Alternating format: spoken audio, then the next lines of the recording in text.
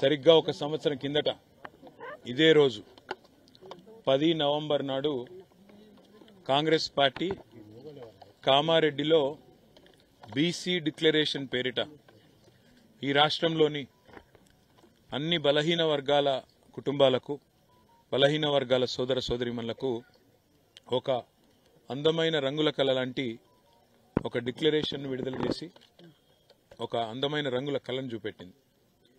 5 ఏళ్లలో 1,00,000 కోట్లు బీసీల అభ్యున్నతికి ఖర్చు పెడతామని, బీసీ సబ్ ప్లాన్ తెస్తామని, 42% రిజర్వేషన్ కల్పిస్తామని, కుల వృత్తులను ఆదరిస్తామని, సిరిసిల్లలో మెగా పవర్లూమ్ క్లస్టర్ ఏర్పాటు చేస్తామని, సిరిసిల్లలోనే కాకుండా నేతన్నలు ఎక్కడెక్కడైతే ఉన్నారో ప్రతి చోట కూడా నేతన్నలకు గత బీఆర్ఎస్ ప్రభుత్వం చేసిన దానికంటే, కేసీఆర్ చేసిన దానికంటే ఎక్కువ చేస్తామని చెప్పి ఊదరగొట్టి సరిగ్గా ఇదే రోజు సంవత్సరం కిందట 365 రోజుల కిందట కామారెడ్డిలో బీసీ డిక్లరేషన్ విడుదల చేయడం జరిగింది.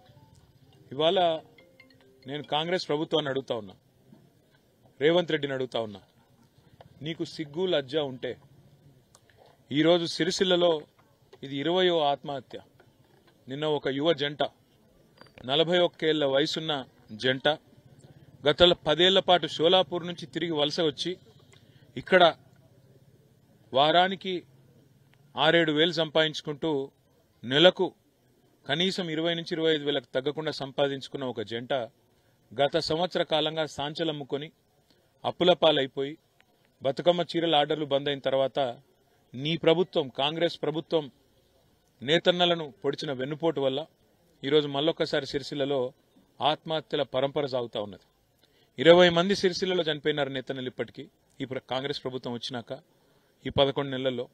అదేవిధంగా రాష్ట్రంలో మరొక 14 మంది ఇతర ప్రాంతాల్లో కూడా చనిపోయినారు. మొత్తం 34 మంది నేత కార్మికులు ఈరోజు వరకు చేనేత వృత్తిలో, అదేవిధంగా పవర్లూమ్లో ఉన్న వాళ్ళు కాంగ్రెస్ ప్రభుత్వం వచ్చినాక బలవన్మరణాల పాల్గొవడం జరిగింది.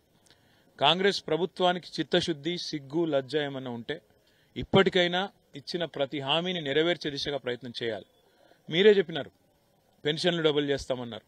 ఇవాళ సిరిసిల్లలో నేతన్నలకి 50 ఏళ్ల పైబడ్డ వాళ్ళందరికీ గత ప్రభుత్వం, కేసీఆర్ గారి ప్రభుత్వం అప్పటిదాకా 200 రూపాయల పెన్షన్ ఉంటే దాన్ని 10 రెట్లు పెంచి 2,000 చేసింది.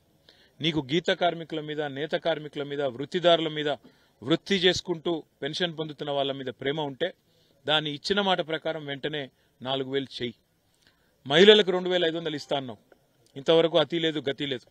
ఇవాళ ఆ 2,500 ఇచ్చింటే ఆ అమ్మాయి ఆత్మహత్య చేసుకునే పరిస్థితి రాకపోవునేమో.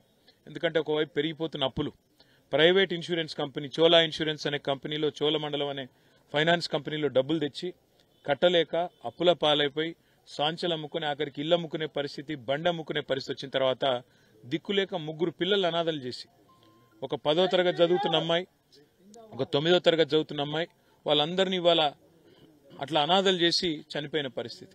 ఇంకా ఎంతమంది చచ్చిపోతే ఈ ముఖ్యమంత్రికి, ఈ ప్రభుత్వానికి బుద్ధి వస్తుంది? ఇంకా ఎంతమంది ఈ రకంగా ఆత్మహత్యలు చేసుకుంటే ఈ ప్రభుత్వానికి సిగ్గొస్తుంది? ఇంకా భేషజం వదిలిపెట్టి ఇంకా ఎన్నికలు అవి ఇవి ఏం లేవు. ఇప్పుడు ఇంకో 4 ఏళ్ల పాటు ఏ పంచాయతీ లేదు రాజకీయంగా. ఇవాళ నేను ప్రభుత్వాన్ని చిత్తశుద్ధితో కోరుతుంది ఒకటి, నీకు సిరిసిల్లలో నేను ఎమ్మెల్యేగా ఉండడమే నీకు ఇబ్బంది అవుతుంటే, ఇక్కడ నుంచి నేను ఎమ్మెల్యేగా ఉన్నా కాబట్టి నీకు ఇక్కడి ప్రజల మీద ప్రేమ కలుగుతలేదు అనుకుంటే ఆ ఎమ్మెల్యే పదవిని కూడా వదిలేయమంటే రేపు పొద్దునే ఫస్ట్ అవర్లో వదిలేస్తా. నాకు అది పెద్ద ముచ్చట కాదు. కానీ ఈ రకంగా పగబట్టినట్టు ఒక మంచిగా నడుస్తున్న ఇండస్ట్రీని, మంచిగా నడుస్తున్న కుటుంబాలను చితికేసే విధంగా, మంచిగా నడుస్తున్న వస్త్ర వ్యాపార పరిశ్రమను చంపేసే విధంగా కక్షగట్టినట్టు ఒక శాడిస్ట్ లాగా వ్యవహారం చేయడం అనేది ఒక ప్రభుత్వానికి మంచిది కాదు. నేను తుమ్మల నాగేశ్వరరావు గారిని కూడా కోరిన ఇప్పుడే, ఇట్లా ఒక యువ జంట, ఇంకా 30-40 ఏళ్ల జీవితం ఉన్న జంట ఆత్మహత్య చేసుకునేది అంకుల్ అని చెప్తే ఆయన కూడా బాధపడ్డారు. ఆయన కూడా నేను వెంటనే రేపు హైదరాబాద్ వచ్చిన తర్వాత విచారిస్తానని చెప్పినారు. ఆ సెక్రటరీ గారికి కూడా ఫోన్ చేసినాను, ఆమె దొరకలేదు. వారికి కూడా చెప్తాను. రేవంత్ రెడ్డి గారికి కూడా మీ ద్వారా మీడియా ముఖంగా చెప్తా ఉన్నా, నీకు సిరిసిల్ల మీద పగ, కోపం కేవలం నా వల్లనే ఉంటే, నేను ఇక్కడ ఎమ్మెల్యేగా ఉండడమే నీకు అడ్డంగా ఉంటే ఆ ఎమ్మెల్యే పదవిని కూడా కావాలంటే రాజీనామా చేస్తే నాకేం అభ్యంతరం లేదు. కానీ ఈ రకంగా మా నేతన్నల కడుపు కొట్టి వాళ్లను పగబట్టినట్టే వాళ్ళని మనకు ఇవ్వాల్సిన ఆర్డర్లన్నీ రద్దు చేసి, ఒక్క బతుకమ్మ చీరలే కాదు, బతుకమ్మ చీరలు రద్దు, కేసీఆర్ కిట్లు రద్దు, రంజాన్ కానుక రద్దు, క్రిస్మస్తో కానుక రద్దు, ఇవన్నీ రద్దు కావడం వల్ల ఏమైంది? ఈరోజు సిరిసిల్లలో పని లేకుండా ఇవాళ 5-6 నెలలు కనీసం దీనివల్ల పని దొరికేది. ఇవాళ పని లేకుండా పొట్ట గడిచే పరిస్థితి లేకుండా ఇవాళ రోడ్డున పడే పరిస్థితి నేతన్నలకు వచ్చింది. దయచేసి ఇకనన్నా మానవత్వంతో స్పందించమని కోరుతా ఉన్నా. ఇచ్చిన మాట నిలబెట్టుకోమని కోరుతా ఉన్నా. ఆ ముగ్గురు పిల్లలు వారిని చూస్తూ ఉంటే ఇలా మనిషి అన్న వాడికి ఎవరికైనా కళ్ళలో నీళ్ళు రాక తప్పదు. వాళ్ళు మాట్లాడిన మాటలు, వాళ్ళ పరిస్థితి, అనాథలుగా మిగిలిపోయిన పరిస్థితి చూస్తే మనిషి అన్న వాడికి ఎవరికైనా నిజంగా బాధ అనిపిస్తుంది. ఆ ముగ్గురు పిల్లల చదువు బాధ్యత, వాళ్ళు ఎంత దూరం చదువుతానంటే అంత దూరం. డాక్టర్ చదువుతానంటే డాక్టరు, ఇంజనీర్లు అవుతానంటే ఇంజనీర్లు, లాయర్ అయితే లాయరు, వాళ్ళు ఎంత చదువుతా అంటే అంత దూరం నేనే వ్యక్తిగతంగా తప్పకుండా చదివిస్తా. కానీ ఒక కుటుంబాన్ని నేను ఆదుకోగలనేమో కానీ, కొన్ని కుటుంబాలు నేను ఆదుకోగలనేమో కానీ ఇవాళ ప్రభుత్వంలో మేము లేము. తప్పకుండా ఈ ప్రభుత్వాన్ని మాత్రం వదిలిపెట్టం. మీరు సిరిసిల్లకు న్యాయం చేసేదాకా అవసరమైతే ఎంత దూరం అన్న పోతాం, పోరాటానికి గుడి దిగుతాం, ప్రత్యక్ష పోరాటానికి గుడి దిగుతాం.